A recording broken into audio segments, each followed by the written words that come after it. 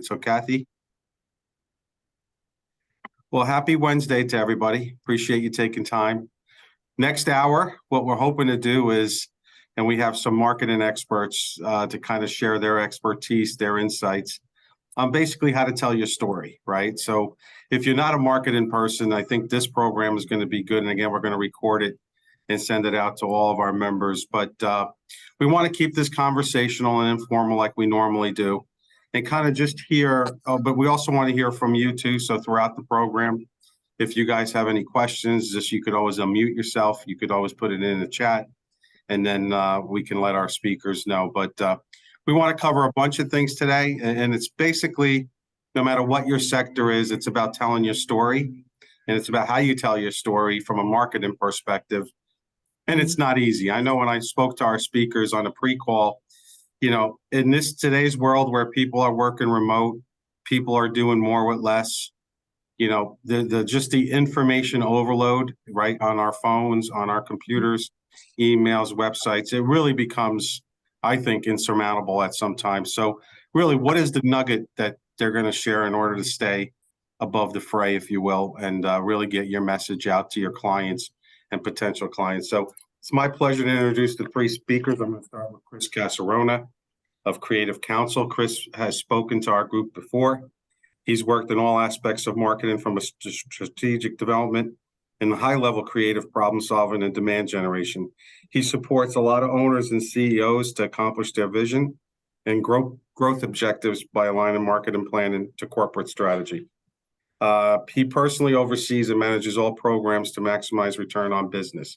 And I know that a lot of our members use Chris for his service. So Chris, good to see you.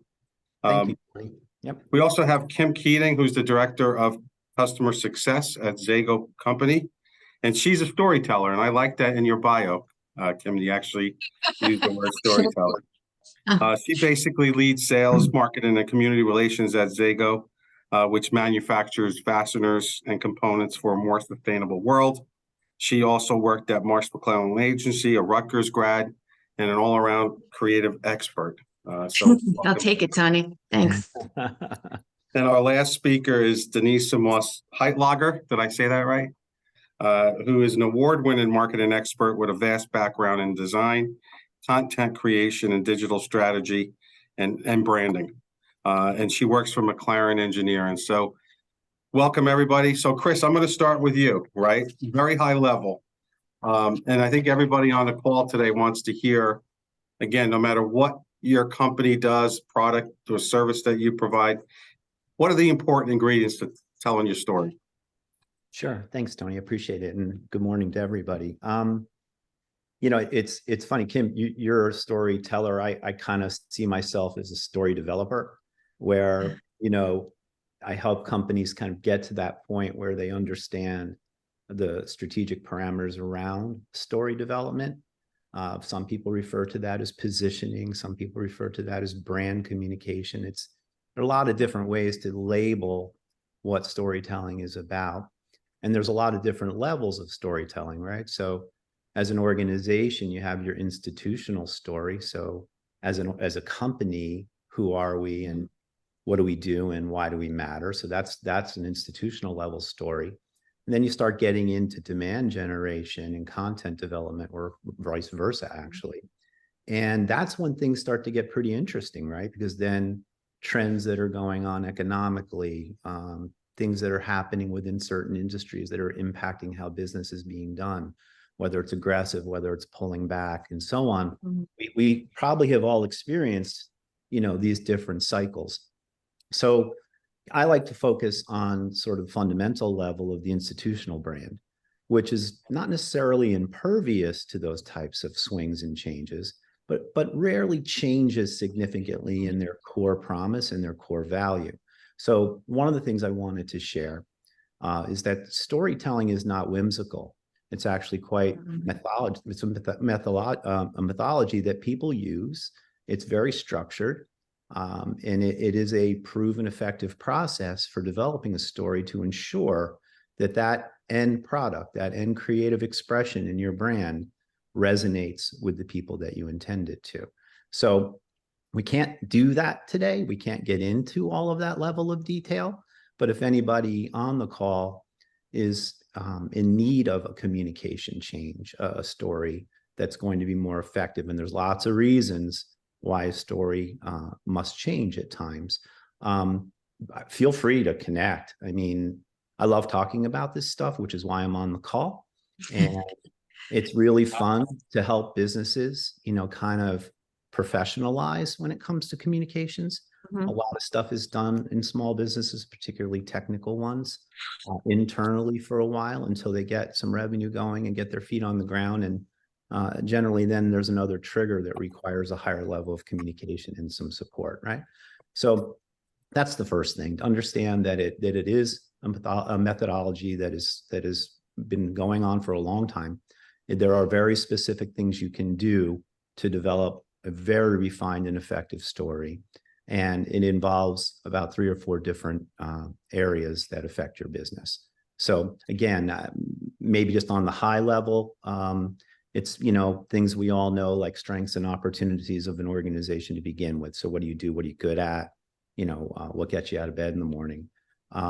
More importantly, or as importantly, is customer learning.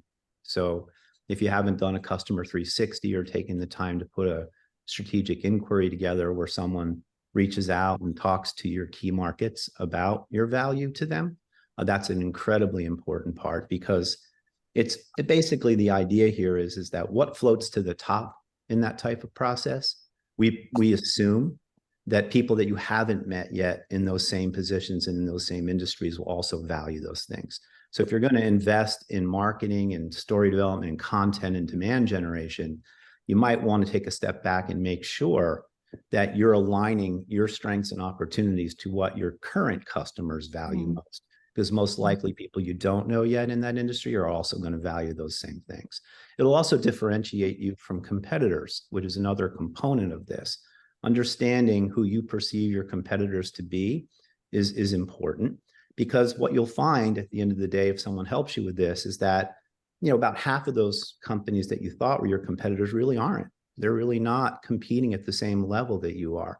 So that type of process helps you really align with who you're fighting for RFPs with. So I think that's a really great exercise. So you start to see some differentiation, and in some cases, not necessarily being different than the best companies out there that are like you, but at least competing with them, being on the same level. We don't always look for complete unique differentiation, because if you're that different from everybody else, chances are your market won't understand why. So you have to spend a lot more money to educate them and convince them that what you're saying is right. It's actually better to have a few like competitors to compete with and look for second levels of a nuancy differentiation at that point. And the last thing is understanding your industries that you're selling and working in. So what's happening in those industries? It's very easy to do that today. Almost all industries have an association where whatever the buzz is, we can stay on top of. I know there's a lot of environmental firms on the call, so we know that, new contaminants and, how we deal with that, like PFAS and things like that, become, a buzz, and it's been a buzz for a long time and probably will continue to be as standards and remediation approaches and things like that begin to solidify. So, that's just one example of many. Every industry has their own trends, their own innovation, their own technology. How about AI affecting everything? So, you have to pay attention to what's going on in the industries and try to align with trends that are going to help your message be adopted more quickly and more efficiently. So that's kind of the sort of the 4 levels of story development. Each one has its own strategic set of exercises to flush out what's important so that you can identify what the DNA of your brand actually is and how that's going to resonate with your target markets. So if I can leave Hold you. on 1 second. I just got to put this down. Oh. I think I think we got to mute. it's on this call and I don't know how to Mute. mute it. All right, I just did. Sorry about that, Chris. No, it's quite all right.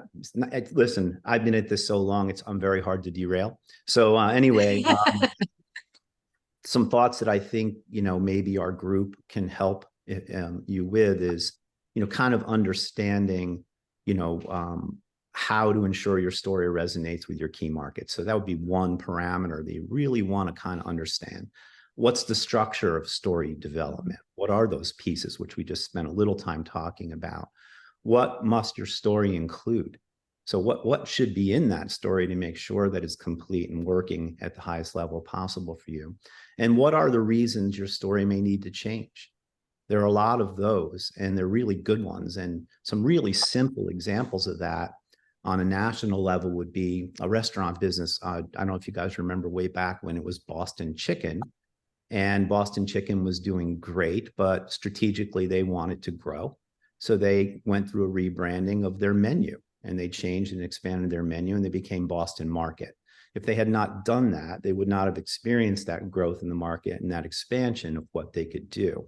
On a local level, does anybody remember the old Recording for the Blind and Dyslexic, a nonprofit in Princeton? It was an interesting group, and it dealt with stars and media people recording books, audiobooks, so that people that could not read could digest this information. Fast forward to today, and that company's been completely rebranded to Learning Ally, because science and medicine have advanced so much that the population of people who have sight issues or the blind have been so greatly reduced that there became very little need, economically for that old brand. And what took over was dyslexia and learning issues and other types of things. So their markets have shifted. They're still doing recordings and they're still doing, this type of work, but the brand had to change completely because the market completely changed. So in some cases, it's a growth initiative. In some cases, it's the market shifting and changing and, re-innovating. And those types of things are reasons why, or good examples of how brands need to adjust. One simple one is acquisitions, right? I have 2 or 3 customers in this call, and 2 of them have gone through some acquisitions and changes that have basically expanded their services platforms to the degree where it affected them at the brand communication level. They needed to communicate this change in terms of the description of what they do, right? Very simply. In some cases, actually in both cases, it also expanded their geographic footprint. So how does marketing respond to that? So there's lots of things that affect your core story and your institutional communications. And, so I guess I'll leave it at that. But those 4 areas of whys, I think, are important for us to take a look at. Thank you, Chris. Kim, any thoughts? I like what he said about being a story developer before you're a storyteller. I could tell you that. I work for Zago Manufacturing Company, and as Tony said, we're a sustainable manufacturer making sustainable ceiling fasteners for a more sustainable world. That's sort of our elevator pitch right there. You know who we are and what we're doing, and it's kind of intriguing.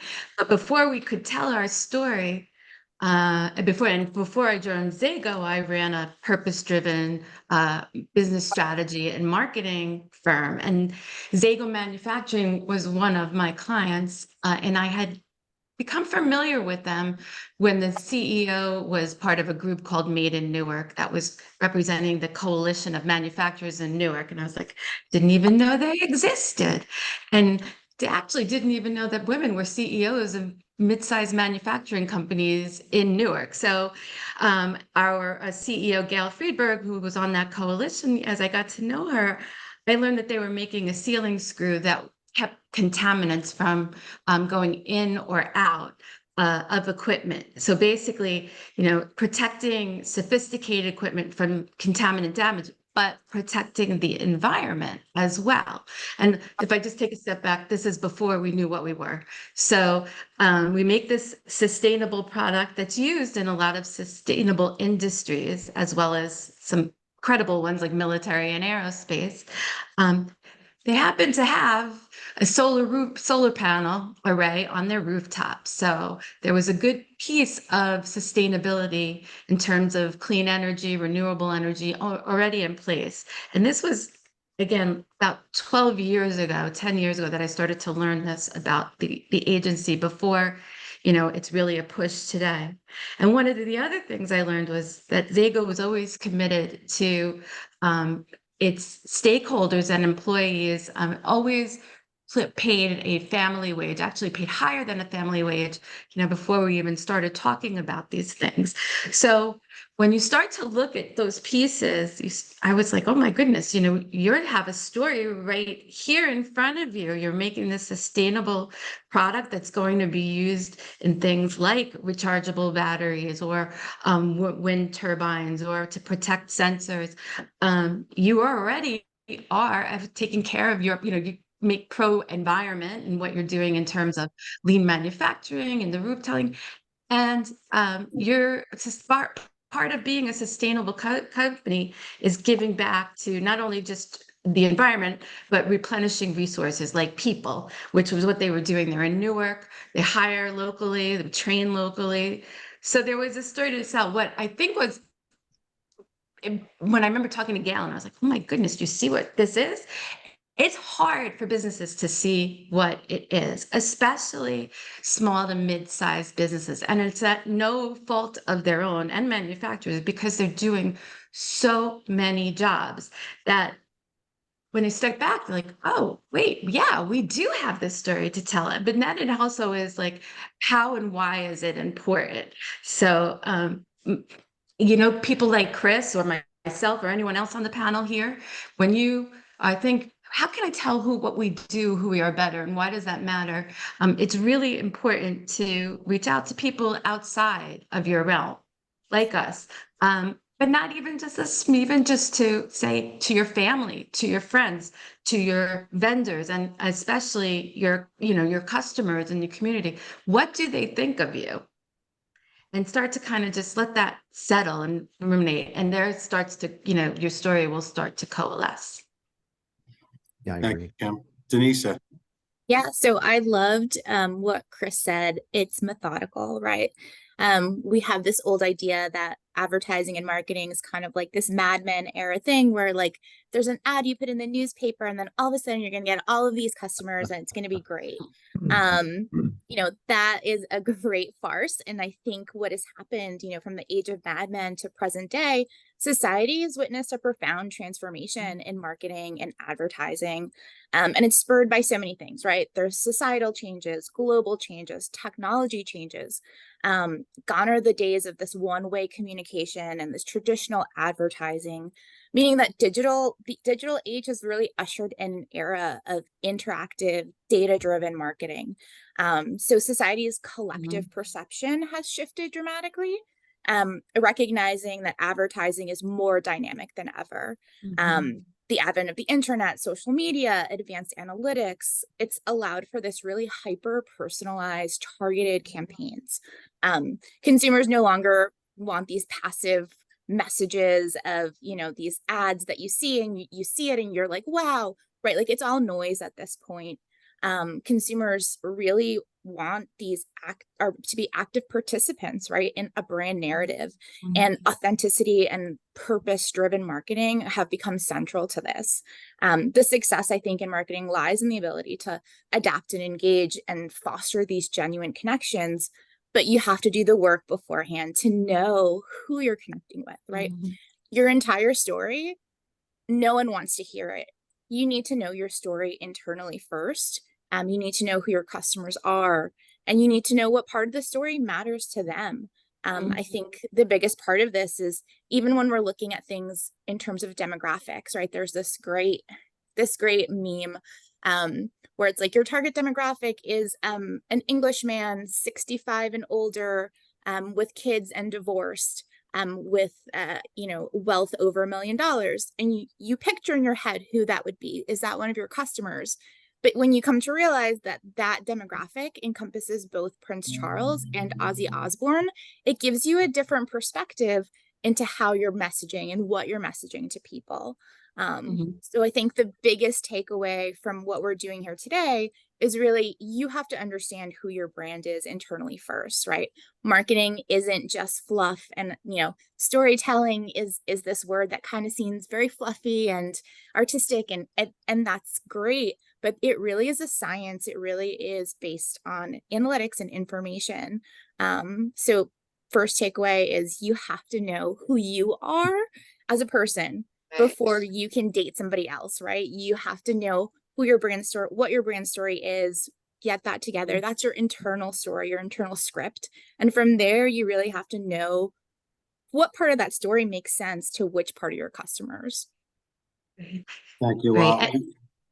Oh, And go just ahead. to echo that, I totally agree with Denise is saying, before you can even tell your story and understand who your brand is, you have to understand what your business is, right? And where it's going. So just starting the exercise, and it doesn't have to be this huge undertaking, you know, where you're doing research all year and you don't have the bandwidth to do it, but to do, you know, even just a 4 or 5 page business strategy of who your company is, what's your mission, its vision and values, a few key objectives, and understanding who your stakeholders are, because that exercise will let you not only just drive the brands and the messaging going, it's going to help you find opportunity within them. Once you start realizing who you are and you understand your stakeholders and new markets to go into, it becomes so clear. And chances are, you know, your competitor, there's an opportunity for you to leapfrog the competition. Especially if you're on this call, you're already halfway there. So,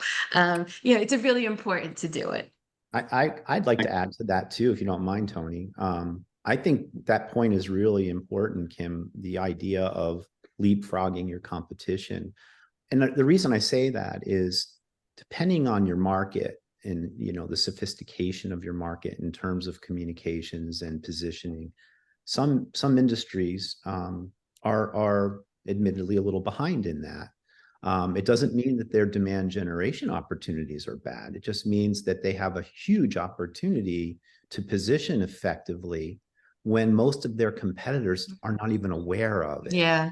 Right. So the beautiful thing Right. about it too is, you mentioned something else, that it doesn't have to be, you know, a year-long research project, or it can be, but it doesn't have to be. And the point is, customers, we've done so much of this work. Customers used to ask me in the romance period of exploring it, talking about it, costing it. Well, when am I going to start to see ROI from this exercise?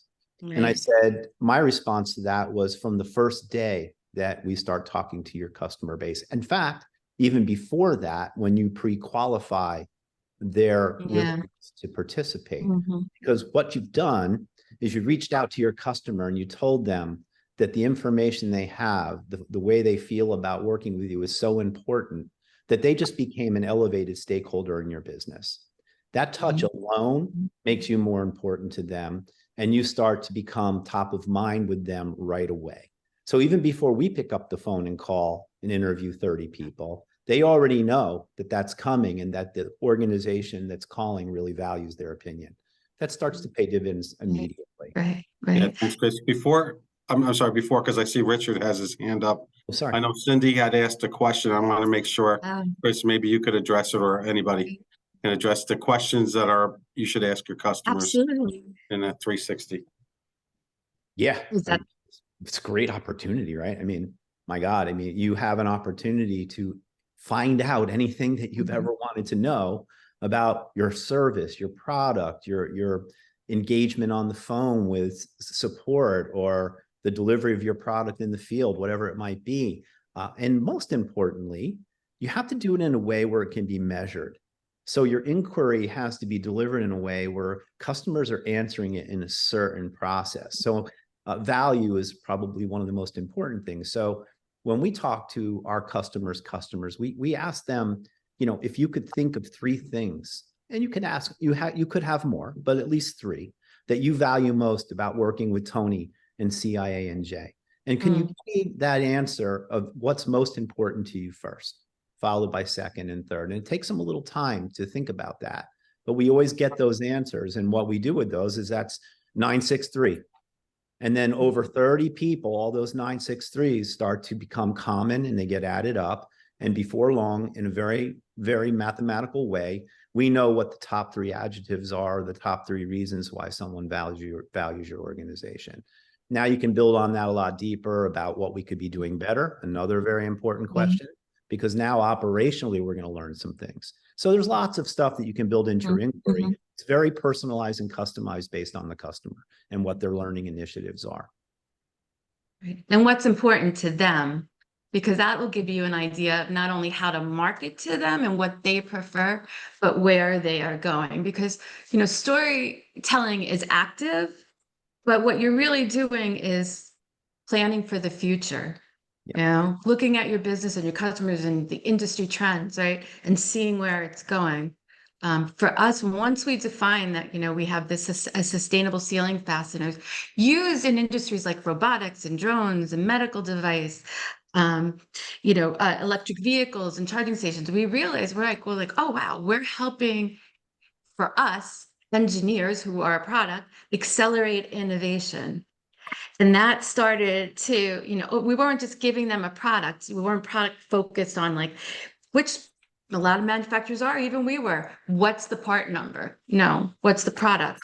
It's what does this engineer and anything that we can do. And then we also realized about 5 years ago, before offshore wind began here in New Jersey, there was an opportunity for us to prep our story because we knew it was coming.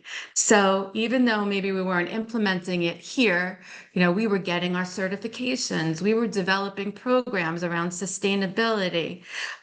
We were, you know, making sure that we were up for awards. So when engineers came to us, you know, we already had this history there. So while you're acting today, be planning for tomorrow.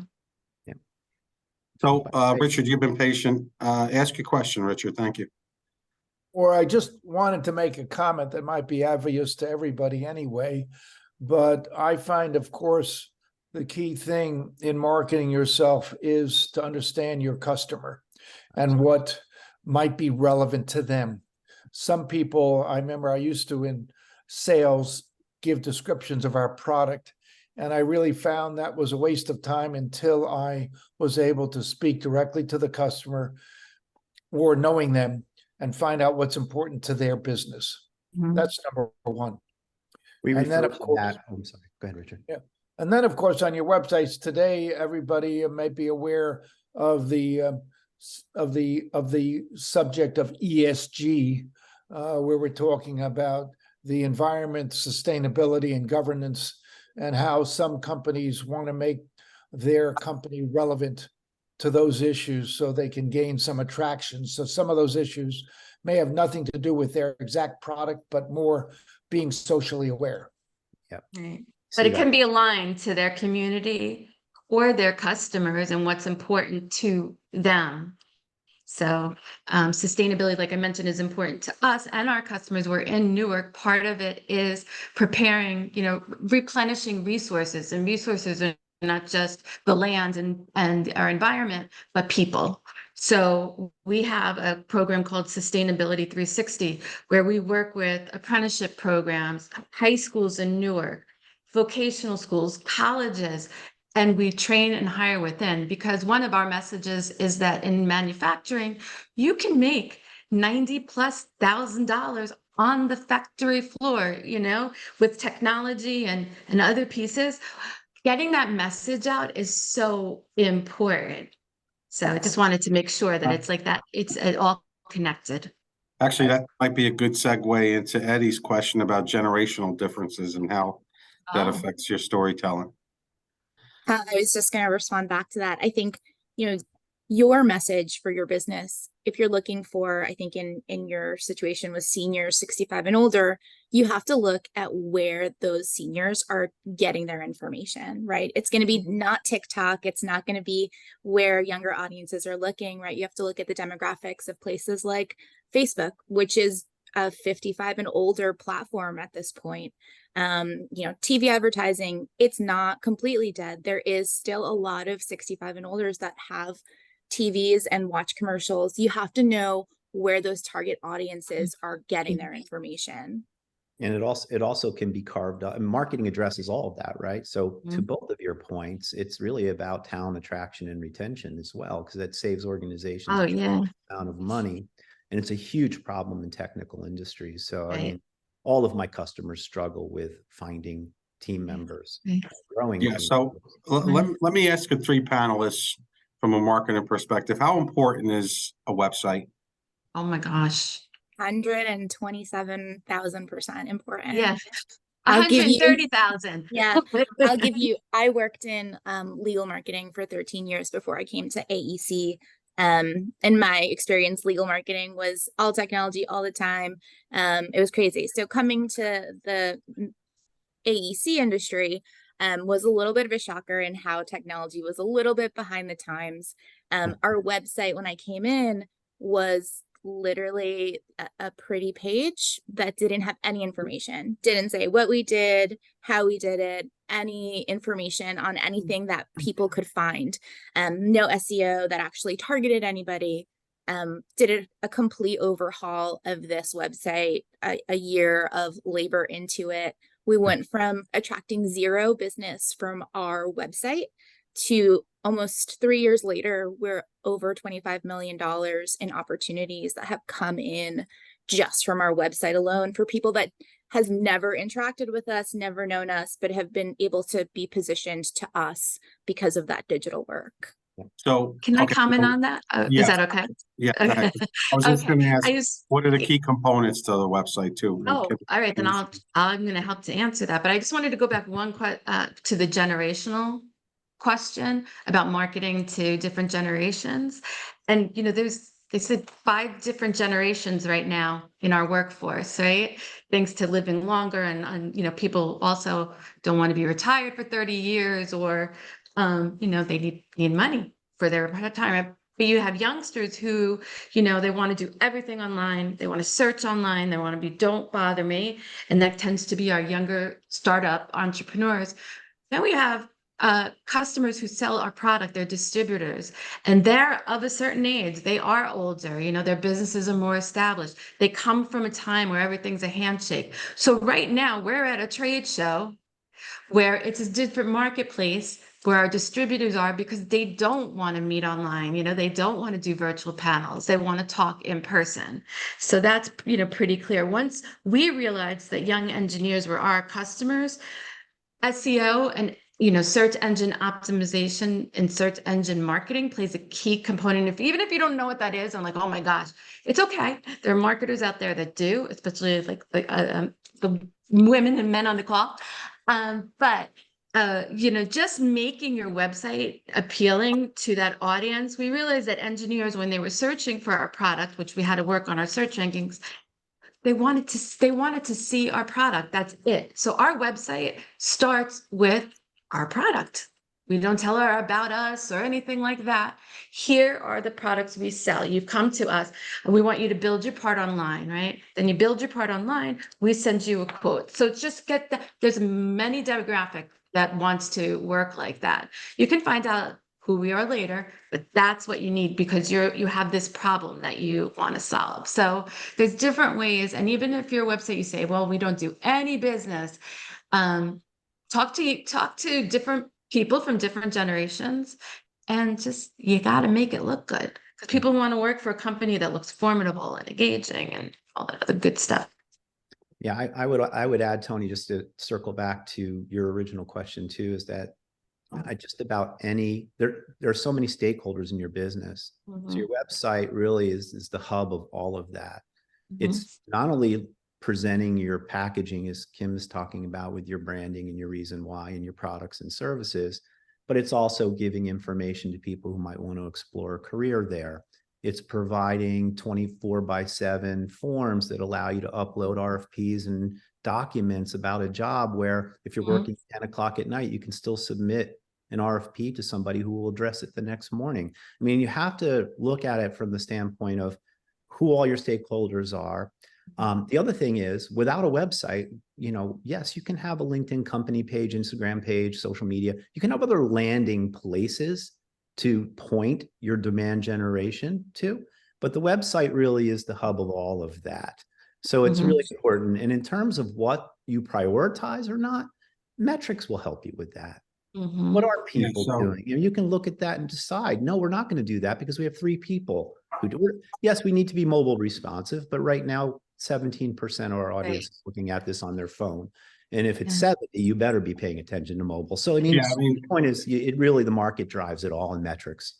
And kind of related to it. And I think when you look at the title of this program, storytelling, I think I go to words, right? Words. Like, what are you going to write? but how important are optics and pictures and images to telling your story? Well, if it needs to be visually engaging. But I mean, here's another wonderful use. We were But would talking, we agree, I guess, Chris, not to cut you off, but would we agree that people don't like to read a lot of stuff? I think it No, know, but you I think do it have to get depends. word content up there for Yes, SEO thank to you. work. Yes, you Right, do. So, you do, and that could be at the sort of that bottom of the Yeah. page, but I look at every word today as like expensive real estate, right? So you got to choose very wisely. If your audience is on LinkedIn, try not to have more than 1 or 2 short sentences. Make them attention grabbing, ask a question, have an infographic, like an image like Tony suggested, but you really, today we're just so bombarded that those first 1 or 2 sentences are really the driver. you do have to engage and connect people with something they care about first. But again, it really, and good point on all of this, by the way, guys. But Denise, back to your point about content, that is important from an indexing point of view, a search engine optimization point of view. And you do have to understand and do your homework on what keyword integration is best for your organic search performance. So that is part of it. And then again, it's another big, that could be a meeting all by itself, guys. Itself. Just digital marketing and SEO. Right. This is right. storytelling. So, Mhm. we want to stay focused on brand communication, mission, vision, why us kind of stuff. And you really need to get the answers to the test before you start building it. Yeah, when I think about what our members do, a lot of our folks get their business from relationships, referrals, right? So how important is it to have somebody else tell your story? And I'll give you an example. When I testify in Trenton, it's different when a member comes down and because they're hearing it right from the member, right? So for our young professionals event last week, it went really well. One of our board members was there and he basically said to me, I can't wait to tell the story about how good this was. And it hit me that if it came from a board member, it carries a lot more weight than if CI&J tells that story, right? Because there's that subconscious bias that, well, of course, Tony's going to say it went well, but somebody else that maybe doesn't have that same interest might be able to put that spin on it. So how important is it to have somebody else tell your story? Huge. Again. Third-party validation, it's huge. And if I you're once doing had- a good job telling your story, they will just, organically tell it. When we tell ours and we do a lot of community programs and hiring and retention programs, in addition to explaining what our products do in a way that is around storytelling in terms of case studies and working with clients. When you see someone or meet someone at a trade show or an event, or they say, hey, I know what you do, your product, your brand. I love what you're doing on, LinkedIn. We haven't used your product yet, but we want to try it. And here's what, it does stick. It really does leave a lasting impression. Yeah, To I that. agree. Oh, sorry, go ahead. I was just going to say, don't underemphasize the importance of your content. Yeah. Brand Yes. ambassador, Cindy says. Thank you, Very Cindy. good, Cindy, brand ambassador. Yeah, people, I think a lot of small businesses get kind of worn out with creative people wanting to build high quality content, effective messaging, brand forward positioning. But I'll tell you what, over time, if you're plugging that into all the different delivery vehicles we have available today, it works. Your recruiting costs are going to drop significantly from headhunters. No offense to people who are placing people. It's very valuable. But if you're a company that needs to find some mid-level people or even some field people or support people or even new people to learn and grow in your organization, you shouldn't just rely on that. If you do a good job on your content, people will be attracted to your company, but you have to tell them what the experience is there, why. So it's, if you're an owner of a business, please, if you're going to emphasize one thing, make sure that your core communication, your brand communication is solid through a strategic process and that you focus on content because everything else is just a delivery vehicle. You have to pick the right ones because I think someone in our panel said, Denise and Kim, you have to know who your audience is and what their demographic is because they receive their information differently, right? So you do have to pick your vehicles carefully depending on who you're marketing to, but they're just a delivery vehicle. To push a button, have everything loaded through a social media program takes about 20 minutes. And if you want to share and communicate with your client that it's out there and, send the team email to support this, 30 minutes. What takes a long time is understanding what you're sharing and why, not how. Tony, I And have a also question. getting Yes. feedback. Tony, I have a question Go ahead, Vince. to the panelists. The marketing strategy pre-pandemic, the marketing strategy post-pandemic. I'd like to get your feedback on that, and then how would you? I don't know about anybody on this call. I know I do. I get 400 emails a day from different sources. Right? There's just information coming at you from everywhere. Mm. How on your side of the business can you get to the large audience easier, or what's the easiest path to go down as far as reaching large audiences? It's kind of a loaded You question. have to actually, even if it's a large audience, you have to customize to that audience because there are different humans and people in that audience still, like we talked about generational differences or demographics, right? Or the industries that they serve. So sometimes it's not, I always look at quality, not quantity. It's like, you don't have to reach a gazillion people. You just have to reach the right people at the right time with the right message. And understanding that is where marketing comes in. So it can help you be a driver.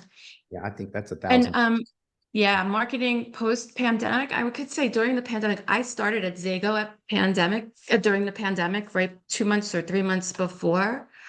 And although we were focusing at that time, we had this sustainable story and, not to overuse the words, but we had to pivot because that story had to wait. And one of the things where our ceiling fasteners are used are in medical devices and pneumatic ventilators. So for us, we had to not only just get the story, get it out that, hey, we have these ceiling screws available and ready for you to use in your life-saving product. And we worked with GM at that time and Ventec Life. We had to make sure that, we were deemed an essential manufacturer, so we stayed open. But then you also have to help your employees, understand or feel safe, I should say, coming to work. That was a whole communication piece too. But knowing that they were working on components for life-saving devices was a reason for them to come to work every day. And they trust us because we've always had their back, and we weren't going to put them in a situation where they were, exposed to people who either had COVID, or we were very intelligent and smart about it. But you had to pivot. The thing I also will say is you don't have to spend a lot of money to market today. There's so many vehicles available to you in social media. Even during when the pandemic started and we told our different story, we were holding webinars all the time to educate our potential customers or our existing customers on our product. Because so that all of a sudden, where you didn't have to go out and be everywhere, you could reach groups of people differently. So it definitely has changed. There's also more channels, more options. Eddie, I think you asked the question, Eddie, about market size too, or how to reach mass people. My experience with that is the larger the audience we've tried to reach, the more disappointing the results were. So if you can go on a fishing expedition and pull out some percentage of response and cultivate it, fantastic. But I think the more narrow, like Kim was saying, that you can, build your audience, and the more specific the value can be to them. And I think the results are better that way. So testing is a good idea, actually. Testing markets, not going all in. I think separating out the different types of marketing that you have for your company, right? You have, for us, it's the setting the trap, which is the inbound, the digital marketing, the brand, the outbound, which is the hunting, which is the business development, the events, that kind of stuff, which changed during the pandemic and even after. And then we have a proposals team that is, shooting that shot. How you allocate your resources to those three kinds of departments is going to fluctuate, right? Sometimes it is more targeted towards the digital side where you get a bigger group of people, right? If your brand ethos is responsiveness, right? how you integrate all those 3 sectors of your marketing team, or however many sectors you have, it has to speak across the board. So whether something like COVID happens and you have to allocate resources to attracting people digitally versus going to events and handshaking, you have to integrate all those pieces to have that same story, that same message. Mhm. You have to feel that across the board because things are going to change. Sometimes it's going to be a lot of proposals coming in. Sometimes it's going to be low web traffic, right? You have to look at everything, engage it at the same time.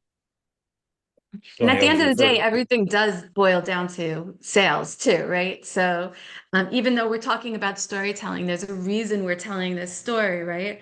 To be able to attract the right audiences, to have we talked about brand loyalty and ambassadorship.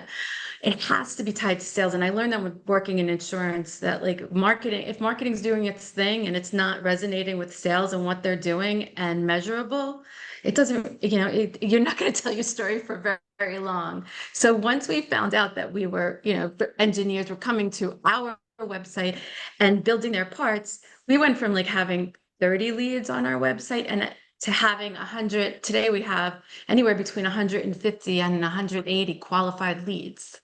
Very happy with that, because if we can work towards closing those, we're methodical and moving forward. And since we've been telling our story, and our CEO would attest this, we were a 30-year-old company. We're going just flat. And then we sort of just changed our marketing and sales about 4 years ago, and sales have gone up increasingly every year. So there is definitely an economic reason to tell your story. Actually, it's very apropos now because, as businesses are starting to get a little nervous, we've got a lot of instability, not only in our political environments, but in our global environments. We've been on a long run with the market doing well. People are always wondering, when are the rates going to start changing? And so there's a lot of stuff that's going on right now. Well, guess what? If business owners are nervous, they're going to pull back.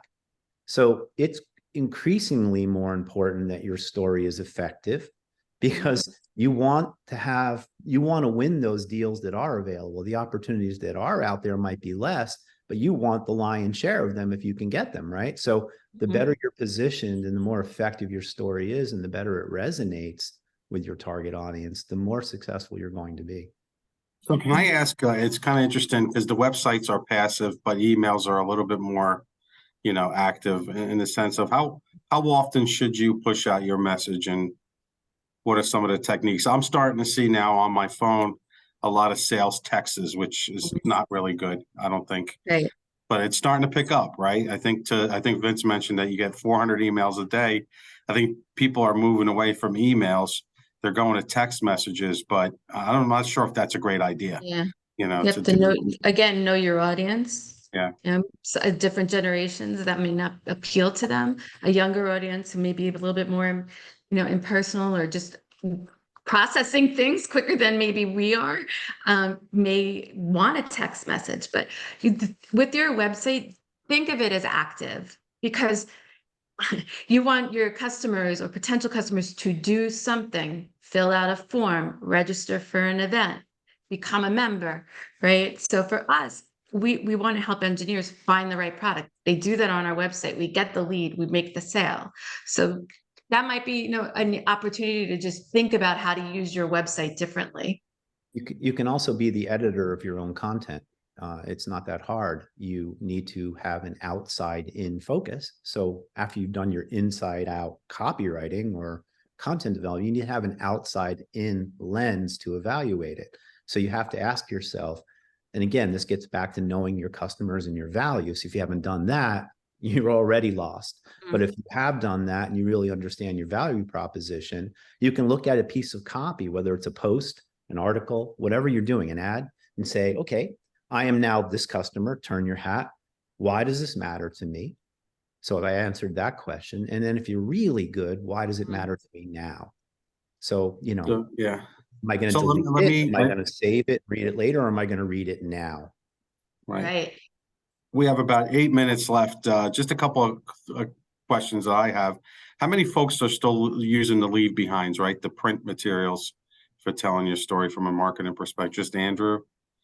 All of my customers do with their sales, their in-person sales. So is that effective, the leave behinds? don't know. I mean, some of the dynamics inside the buildings are that if you're doing a lunch and learn and there's 8 aspiring professionals and 4 senior people, you know, you want that information to be passed around the building, right? Because they're going to specify projects in the future and you Yeah. want them to remember you. So maybe not. It's hard to say. It's not Andrew? as digital gives you metrics, paper doesn't. Right. Yeah, Andrew? I mean, we have a full printed brochure, and when we meet with people, we go through all the products and services that we offer. And oftentimes we are cross-selling products and services that we offer from Mhm. going through our full brochure. But our brochure is also digital, where we have it sitting as a PDF on Right. everybody's desktop that we forward. But I want to tell a 2-second story about my stepson, Brandon. He started a new job in a fintech company 3 weeks ago in New York City. And he was part of a team of, I think, about 10 that were hired, and they get hired in waves, but business development is his title. And he had 3 weeks of training about the company and about doing presentations.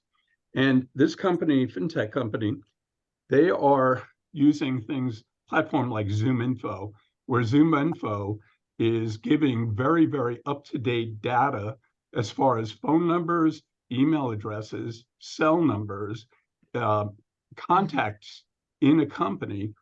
And his job with these other people is to call these people and set appointments for senior. Yeah. So phone calls still being used. Can he use emails? Yes. Can he use the cell numbers to make calls? Yes. Is he Mhm. texting them? I guess if he has to. Now, these people, they track how many phone calls they're making. They listen to conversations. They track keystrokes, successes, appointments being set, data entry being done. And they have a 1 year in this position, and their success will lead them to a higher level in the company with higher pay. Now, this company has 750 people. I mean, they are aggressive in going after new markets that they're developing and clients, but they are making phone calls. And ZoomInfo is very important. I mean, it's an expensive service, but it's a hell of a lot better than going to Google and downloading company names where half the information is suspect. Well, that's a good plug for ZoomInfo. Yeah, it's a good plug for a very expensive But you know, I in terms of getting on the phone, I come from in the insurance industry, business insurance, personal insurance. All we did was cold calling. I can tell you, we had changed our approach at Marsh McLennan Agency to focus on the customer, become more strategic and understand their business strategies. We closed business quicker by focusing on the quality of the contents than getting on the phone, getting on the phone. Because today, especially because you have so many resources available on content and to get to know people, don't call. If you're going to call me, you better know who I am, my company, right? What I like. Just like, do I like a phone call? Maybe I don't want a phone call, right? You have to know all of those things, but it's not necessary. The quantity kind of burns you out. It's the quality that makes it meaningful and fun. I think to understanding what your business is and understanding, is it a product? Is it a business to business? Is it relationship based? Cold calls and all that kind of stuff. Honestly, for me, don't call me on the telephone. I'm not picking it up. If you're texting me, I'm blocking you. I'm not answering your email. It does not work for me at all. And I don't think that builds trust. I think it really depends on your industry, on what your business is, whether it makes sense for you. But if you have an opportunity to do a warm call, a warm outreach, hey, I saw, I connected with you a year ago at an event, but I saw that your business is doing X, Y, and Z, in the news. Make it an opportunity to be a warm touch base versus a cold one. And I think will help a little bit. That it's is so interesting. true. Okay, I have to echo what she said. Completely. Yeah, it was interesting, Denise, because I was told by the younger folks, don't leave a voicemail because they never check voicemails. If they don't answer that phone, you follow up with a text. Like, Yeah. what's a voicemail? Yeah. If you have Yeah. children, you understand that. Oh, you do. I mean, I'm in my 40s and still no, don't leave me a voicemail. So the or key call me. is, if you don't answer the phone, send her a text. Right, right. Don't leave a voicemail. So we have a few minutes left. Anybody want to ask anything, the attendees? Anything that we didn't cover that was on your mind? I would like to make one more quick comment about websites, and websites critical, as everybody had talked about. SEO critical to drive people to your websites without having to pay ungodly amounts to Google for ads. But we just went to a new website SEO company, and they incorporate partial AI into the SEO creation. Mhm. And they're generating 350 pages of blogs every month for us. And that is increasing our finding SEO. on SEO. But two recent websites I've come across: Monk's Painting. It was Monk's Painting. Now it's Monk's Home Repair and Home Improvements. Incredible website. And when I spoke to Ty Monk, I don't know if anybody's seen the sign of a monk on a front lawn. His own company developed the site, and a great site. And then Marcus Sheridan. Has anybody heard of Marcus Sheridan? He wrote a book, They Ask, You Answer, and he talks about his website for his pool company called River Pools and Spas. And River Pools and Spas was barely existing and basically going out of business.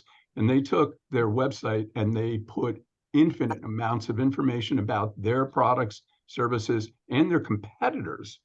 And with that, the company has become the #1 pool company, sales company in the country, because of having the information beyond educational information on the website and telling people, if you want this, don't come to us, go to these people or the surrounding area people. And he's been very successful. So Right. website content critically Yeah. important. That's a good And- example. And Know who you are and what you Right. do. So with that, we're approaching 10 o'clock. I want to thank Chris, Kim, Denisa for your insights and experience and expertise. And I want to thank all of you for being on. I want to thank, of course, our team. Hope to see you. We got a couple of things to plug real quick. Our beefsteak next week, it's back. And then our annual event, the main event, is October 20th. And we are going to do an AI event November 9th in person at the Somerset Hilton. I guess it's in Somerset. Yeah. Doubletree. That's what I was thinking of, the Doubletree.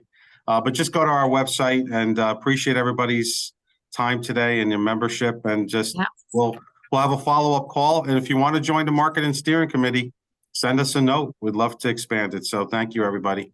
And we'll thanks see for the you soon. opportunity. Thank you, Thanks, everybody. Chris and Denisa, Okay, everyone. thank you. Thanks, Tony. Thank you.